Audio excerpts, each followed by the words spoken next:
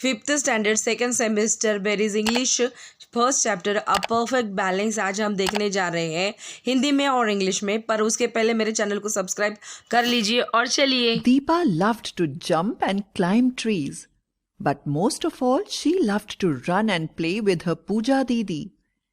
Deepa lived in Agartala, the capital of Tripura. It is a beautiful city with agarwood trees and pineapple, orange, and lychee orchards. At the age of 5, Deepa started training in gymnastics. But she was so scared of falling that she wouldn't even step onto the beams.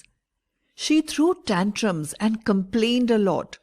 But Baba believed that she would get over her fear. He was right. Soon Deepa was cartwheeling.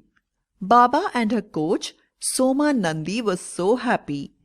When Deepa turned 9, she participated in the balancing beam event in the 2002 Northeastern Games. She won the gold medal. This win meant a lot to her and Baba. Deepa still had to work hard. She was flat-footed, which means that the soles of her feet didn't have the natural curve. Flat feet affect how a gymnast runs and how she lands on her feet during jumps.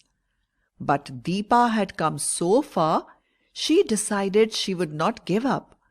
Soma Nandi introduced Deepa to her husband, Bishweswar Nandi, who took over her training. Soon, she was doing special exercises that helped her feet develop an arch.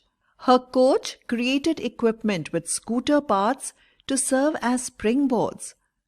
Crash mats were piled on top of one another to become her vaulting platform, and seats from old cars became her landing space. Deepa's days were busy. Deepa ran, she jumped, twisted and turned. She did rolls and stands on her head for 8 hours a day. Her bones ached and her muscles were painfully sore. She was moody, hungry and very tired. But Deepa did not mind working so hard. All she wanted was to win medals and become the best. The years went by and Deepa won all the junior and national titles she competed in. However, she didn't win anything at the 2010 Commonwealth Games. Ashish Kumar became the first Indian gymnast to win medals at that event. 4 years later, Deepa won a bronze at the 2014 Glasgow Commonwealth Games. She was so thrilled to stand on the winner's podium. Deepa's coach wanted her to make a mark in the international arena.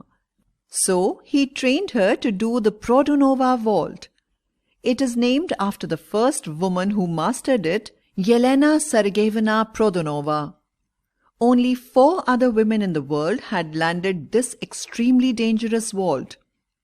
In 2016, Deepa was 23 and she was ready to show her skills to the world at the Rio Olympics.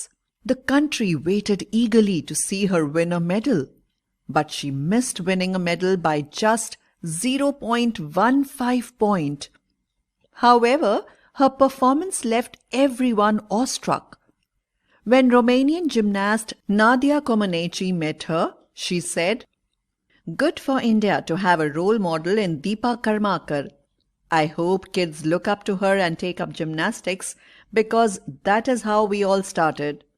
Deepa continues to make India proud. चलिए अब इसी story को हम हिंदी में भी सुन लेते हैं। ये फर्स्ट चैप्टर है फिफ्थ स्टैंडर्ड का। ये दीपा नाम की लड़की है जिसे जंप करना और पेड़ पे चढ़ना बहुत पसंद है, पर ज़्यादा से ज़्यादा वो रनिंग करती है, खेलती है। अपनी जो दीदी है पूजा, उस दीदी के साथ ये खेलना पसंद करती है। इंडिया के आगरताला जो त्रिपुरा का कैपिटल है, तो यहाँ पे वो रहती है। जो अगरतला जो गांव है, जो कैपिटल सिटी है, वहाँ पे बहुत सारे पाइनएप्पल, ऑरेंजेस, लीची, ऑर्चर्ड, ऐसे बहुत सुंदर सुंदर पेड़ पौधे मिलेंगे। ये सिटी बहुत सुंदर है। और दीपा जो है वो जिम्नास्टिक का एज की 5 साल मतलब 5 साल से वो करना चाहती थी और करती थी, लेकिन वो गिरने से बहुत डरती थी। तो आप देख सकते हैं कि एक छोटा सा बीम होता है, उसके ऊपर चढ़ना होता है, और वो हमेशा गिरने के बाद कंप्लेन करती थी कि मैं नहीं कर सकूँगी। लेकिन उसके बाबा जो थे, उसके पापा जो थे, वो बिलीव कर रहे थे कि एक ना दिन इसका एक दिन ऐसा आएगा कि ये सब करने लगेगी, डर खत्म हो जाएगा। और यहाँ पे देखिए वो सही थे। धीरे धीरे जो पापा है और उनकी लड़की की जो कोच है सोमा नंदी, वो बहुत खुश थे कि वो कर रही थी। 9 साल की दीपा जब हो गई तब उसने पहली बार पार्टिसिपेट किया था बैलेंसिंग में। और देख सकते हैं 2002 में जो नॉर्थ ईस्टर्न गेम्स है उसमें पार्टिसिपेट करने के बाद उसे गोल्ड मेडल भी मिला था।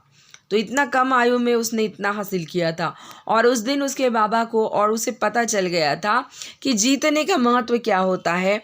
और फिर उसने अपना वर्क जो है सबसे ज़्यादा हार्ड करना शुरू कर दिया था। क्योंकि आप उसके पैर देख सकते हैं, उसके पैर पूरे फ्लैट मतलब सपाट थे, और ये नेचुरल था। हमारे पैर बिल्कुल नहीं होते हैं, बीच में से थोड़ा सा गड्ढा रहता है, और इसके कारण हम बैलेंस अच्छे से कर सकते हैं। और एक जिम्नास्टिक के दृष्टिकोण से अगर देखा जाए तो ये फ्लैट जो फिट है ये उसको अफेक्ट कर सकते हैं जब वो लैंडिंग होगी तब। और दीपा को ये कमी उसमें बिल्कुल नहीं चाहिए थी, इसकी हार उसने बिल्कुल मानी नहीं थी। ये नेचुरल है, ये किसी के भी साथ हो सकता है। और तभी सोमा नंदी ने उसे अपने हस्बैंड जो है विश्वेश्वर नंदी के साथ इंट्रोड्यूस कर दिया, उनको एक दूसरे से मिला दिया, और फिर शुरू हो गई दीपा की एक अलग ही ट्रेनिंग। दीपा बहुत अच्छे से स्पेशल एक्सरसाइजेस कर रही थी ताकि उसका जो फ्लैट फीट है वो अच्छे से तेज़ी से डेवलप हो जाए, और जो प्रॉब्लम उसे आनी थी वो नहीं आएगी। उसमें उसके कोच जो है वो भी मदद करते थे। स्कूटर्स के कुछ पार्ट उन्होंने स्प्रिंग रोल के लिए तैयार किए थे। जो मैट्स थी वो भी आप देख सकते हैं कि उन्होंने प्लेटफॉर्म बनाने के लिए वो पुरानी वाली मैट्स का यूज़ किया था, गद्दी का यूज़ किया था। और फिर लैंडिंग होने के लिए उन्होंने पुराने वाले जो कार है उसके सीट्स को यूज़ किया था। दीपा का दिन और रात सब भी उसका बहुत बिजी रहता था। दिन भर जंप करती थी, दिन भर दौड़ती थी, दिन भर ट्विस्ट करती थी, टर्न करती थी। 8 घंटे वो अपने सर के ऊपर ही खड़ी रहती थी। कभी रोलिंग करती थी, कभी स्टैंड हो जाती थी। उसकी हड्डियों में दर्द होना शुरू हो गया था। उतना दर्द हो रहा था फिर भी वो लड़की रुकी नहीं थी। न जाने दीपा क्यों ऐसे बन गई थी, कौन सा जुनून था। वो मूडी बन गई थी, हंगरी थी, टायर्ड थी, लेकिन अपना हार्ड वर्क बिल्कुल नहीं छोड़ती थी। जितना एक्सरसाइज करना था वो करती थी, और उसका रिजल्ट भी मिल गया। बहुत सारे मेडल्स उसे पाने थे, और सबसे बेस्ट उसे बनना था। आगे के बहुत सालों में दीपा ने जूनियर लेवल के जितने सारे नेशनल टाइटल्स होते हैं, अवार्ड्स होते हैं, सारे के सारे ले लिए थे, हासिल कर लिए थे। अब 2010 में कॉमनवेल्थ में वो कुछ ना कर सकी, उसे कुछ भी तो मिला नहीं था। लेकिन ऐसा नहीं है कि आगे कॉम्पिटिशन्स नहीं होंगी, तभी उसने कोशिश किया। आशीष कुमार जो था वो फर्स्ट इंडियन जिम्नास्ट था जिसने मेडल्स वो टाइम पे जीते थे, इसे कुछ नहीं मिला था।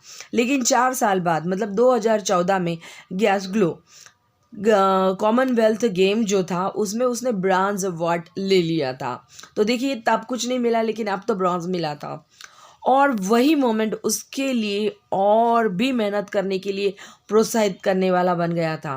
वो अब और करना चाहती थी, और तभी दीपा के जो कोच है उन्होंने भी देखा था कि ये नेशनल इंटरनेशनल के लिए ये कर सकती है, और तभी उन्होंने उसको ट्रेनिंग देना शुरू कर दिया था।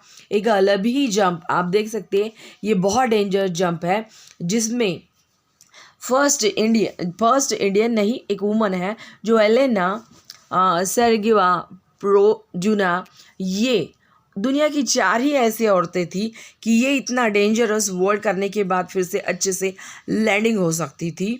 और देखिए 2016 में जब दीपा 23 इयर्स की हो गई थी, अब पूरा दुनिया को उसका अपना स्किल दिखाने का मौका मिल गया था, और वो रेडी भी हो गई थी। रियो ओलंपिक्स का वो टाइम था, पूरी कंट्री बहुत आशाएं लगा के बैठी थी कि इस बार तो वो कोई ना कोई मेडल लेके आएगी, लेकिन 0.15 से ओनली 0.15 पॉइंट से वो अपना मेडल हार चुकी थी। लेकिन उसकी परफॉर्मेंस सब लोगों ने तारीफ़ेदार थी, सब लोगों ने उसकी बहुत तारीफ़ की थी। इवन जो रोमानिया की जिमनास्ट नादिया है, उसने भी इसके ऊपर कमेंट किया था कि आजकल इंडिया से जो दीपा करमरकर आ रही है, ये इंडिया के लिए बहुत होप है, ये एक रोल मॉडल है। और अगर ऐसे ही इंडियन लोग अपने बच्चों को जिम्नास्टिक की तरफ अगर करेंगे, शुरुआत करेंगे, तो ऐसे ही होगा। और हमारी भी शुरुआत ऐसे ही हुई थी, हम भी पहले हारे थे और तभी दीपा कंटिन्यू करती रही। आशा करते कि दीपा को और भी गोल्ड मेडल मिलते रहे। आपको ये स्टोरी अच्छी लगी तो लाइक कीजिए, शेयर कीजिए, कमेंट कीजिए, सब्सक्राइब कीजिए और ऐसे ही देखते रहिए।